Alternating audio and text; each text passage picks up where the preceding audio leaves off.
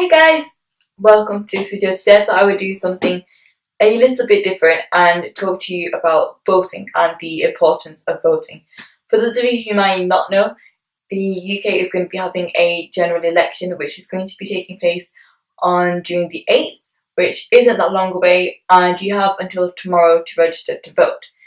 If you know me personally, you will know that politics is something that I personally have been involved in some form of capacity since I was at least 15, and that is because I was lucky enough to have a lesson in school where we went through the different political systems and the different parties and things like that, and I was really intrigued to describe it. Really, I was hooked and I wanted to know more. Recently there have been quite a lot of statistics actually showing that people aren't going to be voting, or showing that people aren't voting for whatever reason, and that really upsets me. And this video isn't to tell you who to vote for. I'm not going to tell you who to vote for. If you want to know who I am voting for and why I'm voting for them, I will happily more than discuss that on my Twitter or by email or anything like that. But voting to me is very important because it affects everything that we do, and I think people forget the little things that voting can have an impact on. Voting can have an impact on how often your bin gets collected. Your voting can have an impact on which school your future children will go to, or the schools that your sister would go to, or the universities that you can apply for because of funding, and whether or not you get an education rating allowance, and little things like that which have a direct impact on yourselves right now. Not even in the future, those have an impact on you right now, the way that you're living your life right now, and you have a chance to better them. However you think that is, you have an ability to make a better country for yourselves to live in, for you, for your future children, for your life. Years down the line, you have an opportunity to make that happen. And there's this misconception that everyone thinks that their one vote won't matter. But for every 10 people who say that, that's 10 people who aren't voting. So that is going to have a detrimental effect. So not only that, the way that our electoral system works means that every single vote counts. Every single vote makes a difference, and it can have a huge difference. We've seen it across the world recently, how one vote can make a difference, and that's the same in this country.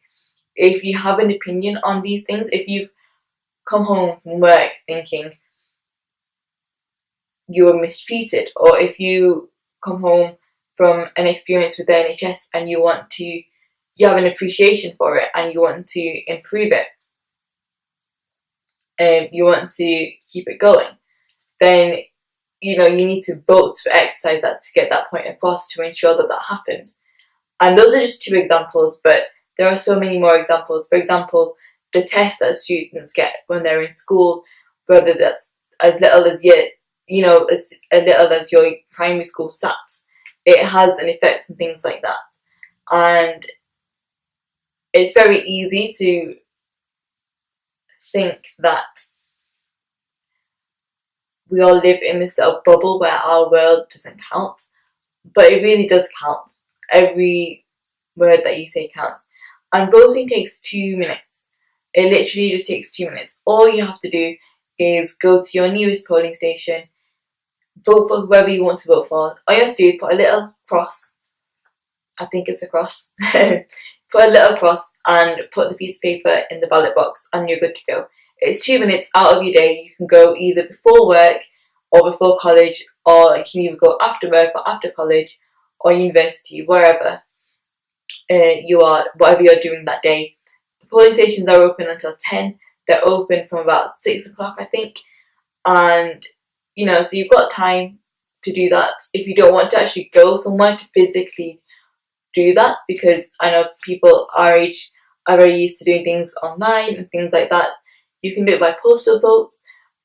So you can, vote for whoever you wanted to vote for, and post it out in the post box for the nearest post office when you go into the shops, when you're doing your weekly shop, things like that.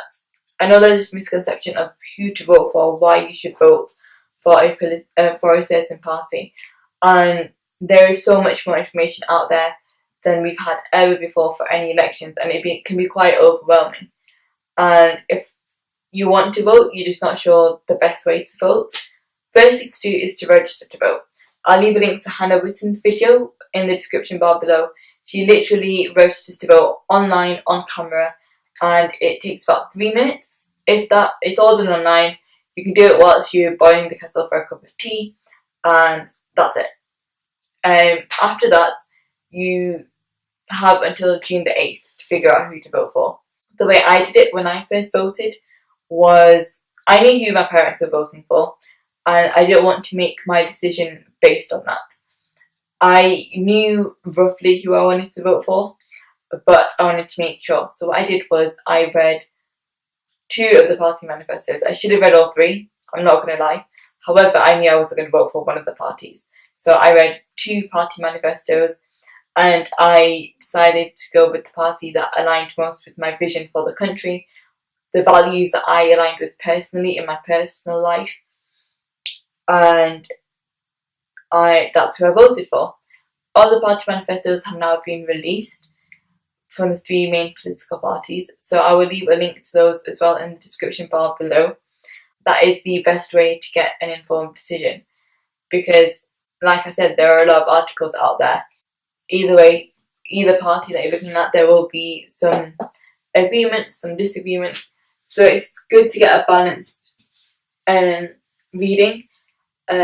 Sorry, I'm moving around, I'm just having a really chill conversation with you guys. So if you are going to read articles from a varied amount of sources.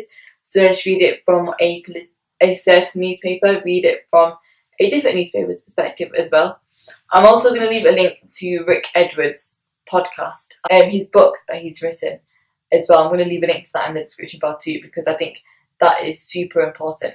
It breaks it down, it's apolitical, so it's not politically biased. He just breaks it down very easily for young people to understand why they should vote, what they are voting for, and he breaks down the terminology as well. So if you are a first time voter, not quite sure what some of the jargon and stuff means, highly recommend that book. I'll leave a link to that in the description bar below. You can order it, have it sent to you, and have it read by June the 8th, so you have no excuse to go and vote. And yeah, that's what I wanted this video to be about. Just a quick video telling you to go and vote and why it's important for you to vote. I hope you found that useful. I hope I can inspire some of you guys to vote. Let me know if you are planning to vote, and like I said, I don't want this comment section to be like who people are voting for. Discuss voting and discuss why you should vote and why you think you might not want to vote, but any political party answers that you want from me personally, Twitter, email, Instagram, all that good stuff, that is the best place to do that. And I'm sorry if you were expecting a makeup video this week. I just wanted to do something different, and I wanted to do something that will inspire you to make a difference for your lives, outside the world of makeup and fashion and things like that. So I hope you guys vote, and I will see you at the polling stations on June 8th. If you weren't interested in this video at all, don't worry, I will be back talking about the foundation, so I will speak to you then. Thank you very much for watching, and I'll see you soon. Bye.